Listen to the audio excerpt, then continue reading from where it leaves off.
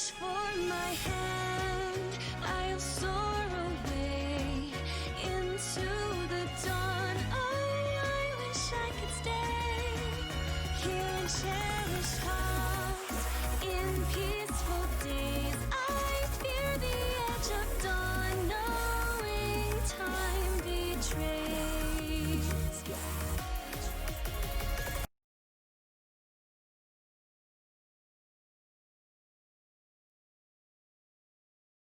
Part 1. White Clouds.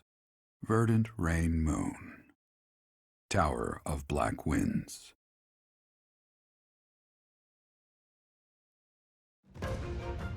The ceaseless rains that satiate the verdant landscape of Fodlan are accompanied by fierce winds and mighty roars of thunder. This abundance of rain, sparkling as it falls against beams of emerging sunlight, is a constant reminder to the people of Fodlan that nature is ever wild and unpredictable. For when the rain finally does take pause, the clouds part and give way to a glorious rainbow.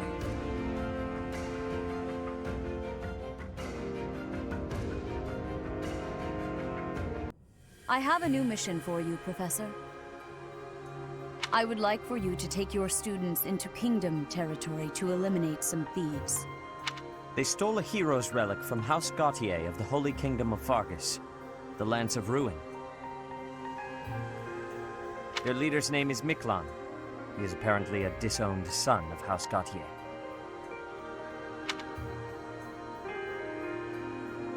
I believe it had something to do with his lack of a crest. Such happenings are fairly common within the kingdom. The Crestless cannot unleash the goddess's power even if they possess a relic. Nonetheless, they are still capable of simply wielding those weapons. The hero's relics are immensely powerful weapons. We must meet this threat with adequate force. Unfortunately, most of the Knights of Cerfs are away from the monastery, purging the apostates of the Western Church. So we are entrusting you with this mission. After all, you wield the Sword of the Creator, which is more than capable of opposing any relic. The Sword of the Creator is a powerful weapon well beyond the other relics. You have nothing to fear.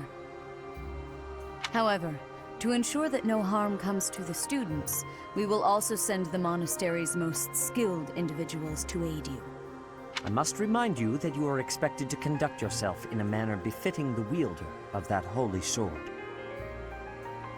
Also, you should know that Professor Hanneman has been looking for you.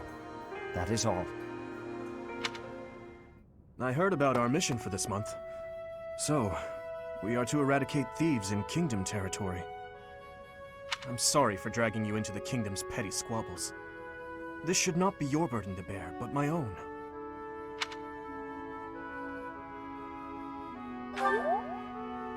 Thank you, Professor. Hearing you say that puts my mind at ease. Your Highness? Ah, it's been ages! It's been a long time. 2 years, if I'm not mistaken. Indeed, Your Highness. You've grown so much in those years, I hardly recognize you.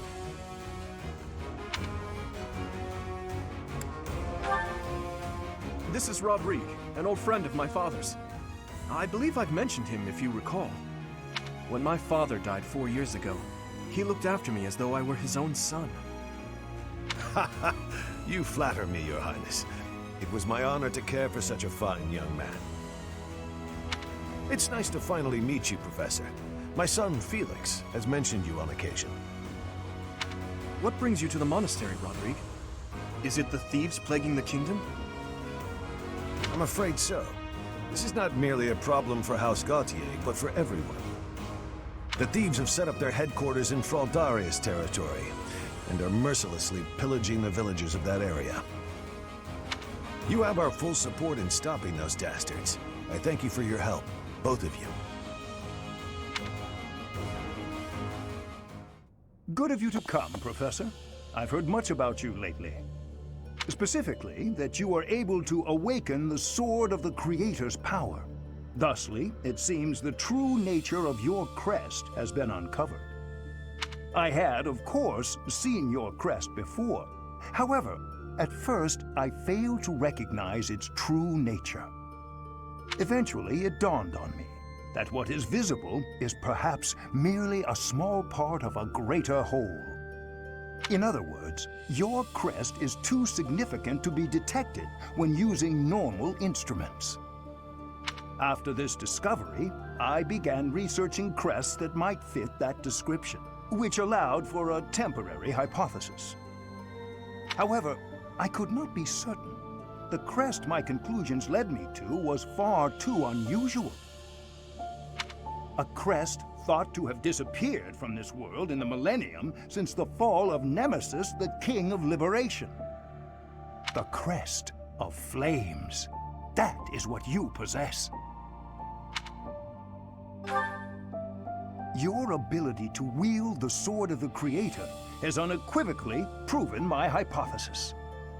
A legendary power, dormant since time immemorial and now resurrected.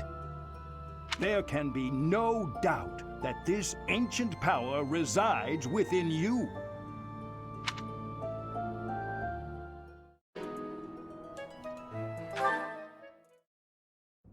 To do, hey. Oh, I'm sorry. I hope I'm not bothering you. Looks like you're pretty deep in thought. Does it? I just wanted to stop by and ask. It was your turn to cook last night, yeah? Yes. Well, it was great. I was wondering if you could give me some tips. You know, teach me how to cook. I hear a girl loves a man who can cook. Sylvain, Yeah? you are from Fargus. You must understand how it appears for you to spend time with one from Duscur. To be near me is to invite tedious misunderstanding. Oh, please. I don't care who misunderstands what about me. I talk to who I want. Besides, I believe the Duscur people are innocent. You do? Fargus and Duscur have been friendly since, heck, forever. So why would our old friends from Duscur just up and assassinate our king? It doesn't make sense. Sure, there are probably folks from Duscur who don't like Fargus. But do I think there's enough of them to mount an attack and slaughter the king and his whole company of elite guards? It is difficult to believe, considering the discrepancy in skill and number. Right? At most, I can see a misguided group of people from Duscur conspiring with someone else who had plans to dethrone the king. Maybe they were even lured into participating and used as scapegoats. Regardless, it doesn't concern you or the rest of your people. A person can't be judged by the worst of their kind. Or where would any of us be? Besides, people like to talk about me anyway, so let them talk. Okay, you're making a weird face. What did I say? I have misjudged you. I was under the impression you only cared about women. Well, I'm glad I've cleared up that misunderstanding. But really, there's no way I'm the only person who figured all that out. There must be people who think like me in Ferdiad, including His Highness. Agreed. But whatever the truth, we are still perceived as traitorous assassins. Once a misunderstanding takes hold, it isn't easy to clear the air. Not without, but even if we found evidence that your people are innocent, those negative sentiments wouldn't disappear overnight. The only thing that can change that is time and effort. Depressing, isn't it? Time and effort. Yes, I believe you're right. Man, that got serious. Shouldn't we lighten things up with a nice cooking lesson? Very well.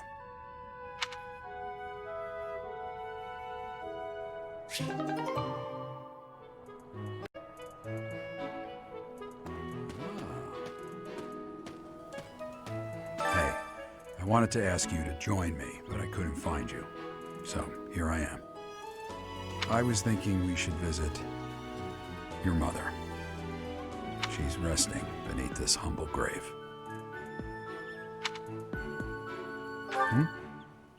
Oh, of course you would ask that. I wouldn't know where to begin. I suppose I haven't talked much about her. She was gentle and smart. Oh, so smart. A wonderful cook. Always kind to everyone. And she loved flowers. Whenever I brought her back an unusual flower, her face would light up. I cherish those memories. I can't count how many times she made me happy just by smiling. And she smiled the most when she was pregnant with you. She died right after you were born. She wasn't able to spend much time with you. But she loved you with all her heart. That's the truest thing I know. Never forget it. This ring is the only keepsake I have of her. In time, it will be yours. One day, I hope you'll give this ring to someone you love as well as I love her.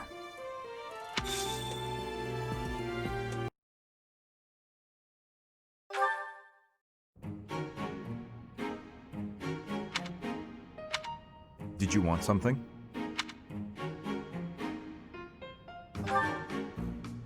I see. If you have the time, then please assist me. I am to water the flowers in the greenhouse. Thank you. Only do not water the ones in that corner. They are from Duscur. They require a dry environment. The roots will rot otherwise.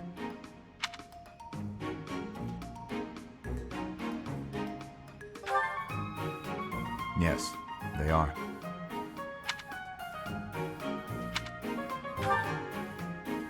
I owe you a debt of gratitude. In both the extracurricular activities here at the Academy and on the battlefield. Your presence has been instrumental in the defense of His Highness. You have my sincerest thanks.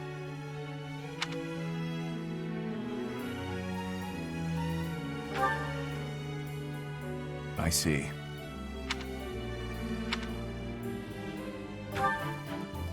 Was there something else you wanted? Then please, excuse me.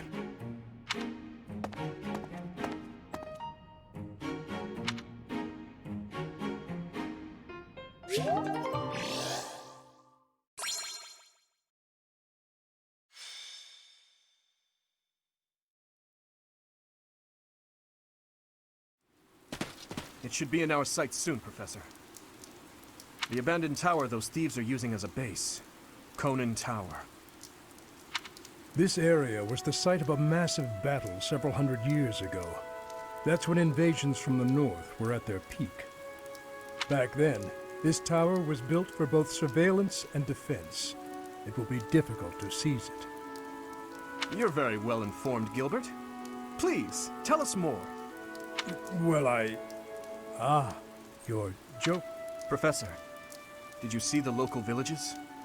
They were in rough shape, no doubt because of the thief attacks. They're not going to make it through the winter in that condition.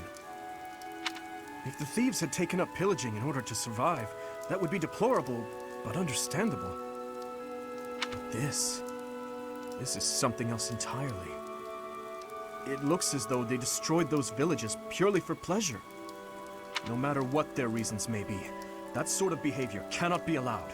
Ever. Don't bother losing your head over those lowlifes, Your Highness. It's wasted effort. Sylvain, the thieves' leader, the one who stole the relic, word has it he's your older brother. I know he's been disowned, but...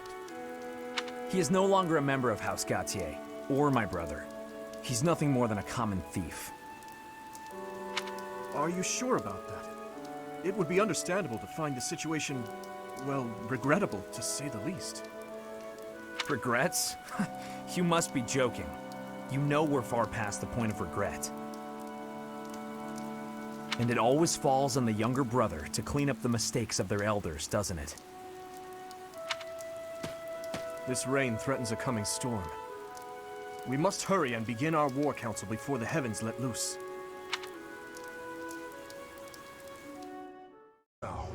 You think you can take the lance from me, huh? I'll kill you. I'll kill every last one of you! No hesitation!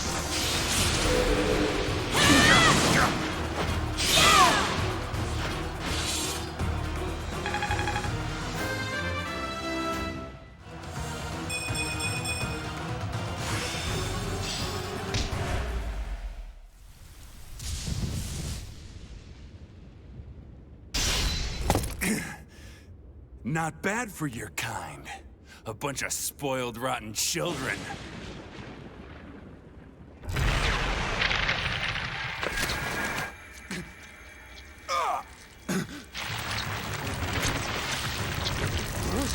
What the hell?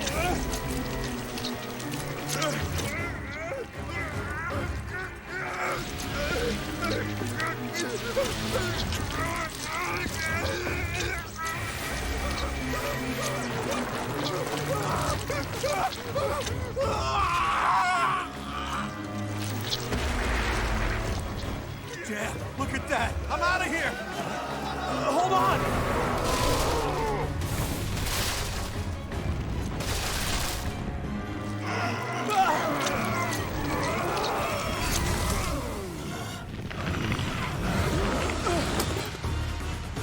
No! Ah!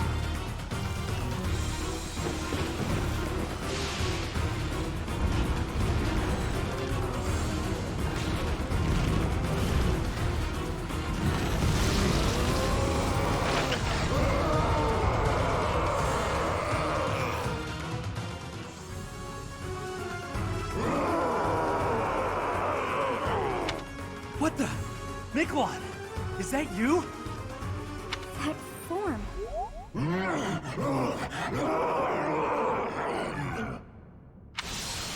Goddess. The beast is gone, yet Miklon and the lance remain. It's over. Let's retrieve the lance and leave this place. Miklon. My brother. That man. His form was changed. It was as though that lance was swallowing him whole. Upon that sight, it makes sense that your students were upset. I wonder if those relics truly hide such power. Yet even still, that power seems familiar. That form, as one who wields the sword of the Creator. Does that mean you possess that power too? Professor, you have returned. The goddess is indeed generous with her divine protection. I have already heard Gilbert's report about what happened. See to it that you keep what transpired at the tower to yourself. People would lose faith in the nobles should rumors spread of one using a relic and transforming into a monster. All regions of Fodlan would fall into chaos. We must avoid that at all costs. Please ensure the students who accompanied you understand that as well. Have I made myself clear?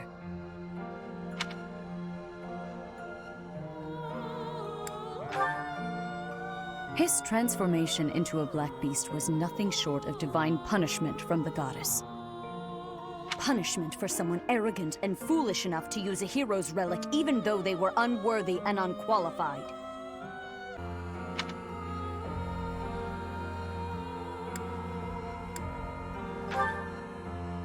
Of course, that is why we rushed to recover it. Sadly, we did not arrive in time. The church will formally return the lance to House Gautier, if you would.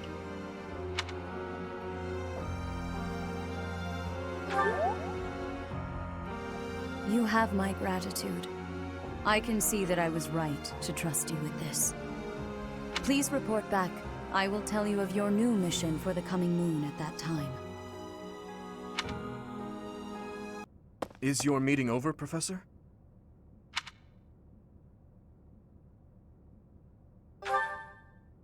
I was just thinking about something. Professor, the possession of relics and crests has been highly valued in Fargus since ancient times. It's far from uncommon for someone to lose their ability to lead their house because they don't bear a crest. Just like Miklon. It happened to my uncle as well. The eldest child of the king, and yet he never ascended to the throne. All families whose bloodlines carry the crests of the 10 elites are much the same. But House Gautier takes it a step further and absolutely requires an heir who possesses a crest.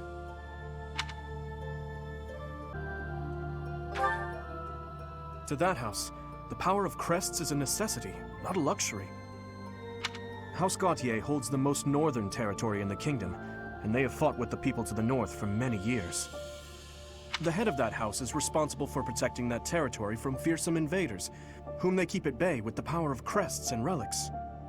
In exchange for that responsibility, they are granted special privileges within the kingdom.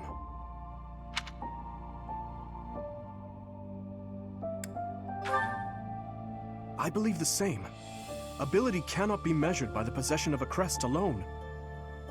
I believe that Margrave Gautier was wrong to disinherit Miquelon, simply because he did not bear a crest. Still, there is always a reason for why such customs stand the test of time. Imagine what this world would be like if no one placed any stock in crests. Bloodlines that carry crests would dwindle. The metaphorical blade used to oppose threats would eventually rust. This same argument has been made time and time again across the years. Both sides are at once right and wrong. I believe those with crests and those without should acknowledge the other's strengths and learn to respect each other based on personal merits. And that doesn't apply only to crests. The same holds true for lineage, race, faith, ideologies. If we could just accept each other and make mutual concessions, one step at a time, perhaps... Who knows if that's even possible? Everyone has something that is unacceptable within them. I certainly do, and I'd wager you do as well. I wonder which is best, Professor. To cut away that which is unacceptable, or to find a way to accept it anyway? Professor, you have done well to complete such a difficult task. You have shown exceptional skill in leading your students. I am forever grateful for the safe return of the hero's relic. Just as I expected, you have mastered the sword of the Creator. Now then, I shall tell you about your mission for the coming month. Archbishop! Seteth, what troubles you? Flayn is missing. I cannot find her anywhere. Professor, have you seen Flayn recently?